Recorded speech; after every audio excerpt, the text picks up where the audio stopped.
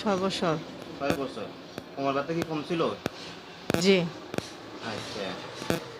আর গত ২৭ তারিখ আপনি আসছিলেন যে ঘুমের মধ্যে স্বপ্ন শ্বাসকষ্ট হইতো এবং ভয়ঙ্কর স্বপ্ন দেখতেন। জি। হ্যাঁ? এটা কি আর হইছে? জি না। আ শুকরিয়া। আপনি মামুন হোমিও সেন্টারে যে চিকিৎসা নিয়া কেমন আছেন? জি, আল্লাহর রহমতে আমি খুব ভালো আছি। কোন বক্তব্য আছে মামুন হোমিও সম্পর্কে? জি, কেমন ওনার চিকিৎসা হয়? এখানের চিকিৎসা খুবই ভালো। আমি আশা করি যে আমি যেরকম সুস্থ আছি বা আল্লাহ আমাকে রাখছে এখানের ট্রিটমেন্ট নিয়ে, ওষুধ খাইয়া, এখানের চিকিৎসা সবাই নেওয়া উচিত।